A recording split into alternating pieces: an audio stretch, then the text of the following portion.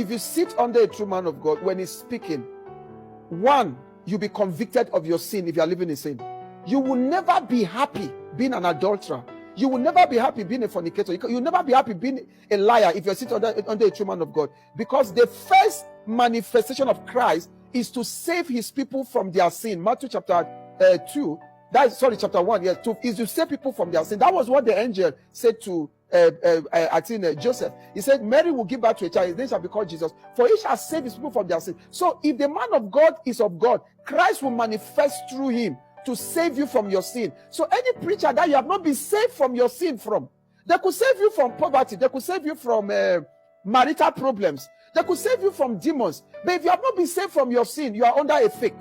That is very important, because Satan can give you a husband, Satan can give you a miracle, but he cannot save you from sin, because the Bible calls him the man of sin. So to me, that is the primary standard to check a man of God.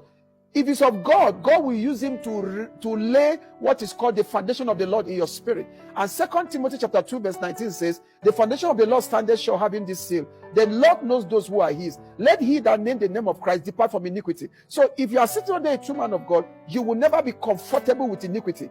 You will never be comfortable with stealing the government funds and bringing it to the church as an offering. You will never be comfortable with all these scandals that you see, lying, all this nonsense. You see people happily sleeping with men of God. You see them and they say they are born again. You see, you cannot be born again and be living in sin.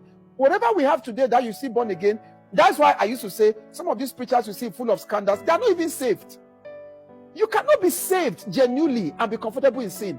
So you cannot be moving from one scandal to another scandal, from one sexual scandal to another one. It means you are not even born again. Because salvation delivers you from the practice of sin, the penalty of sin, and on the final day you'll be delivered from the presence of sin. So if your own salvation have not delivered you from the practice of sin, is fake. So if you're under a true man of God, you will achieve authentic salvation. It will not be psychological salvation where you confess that you are born again, by character you're a criminal.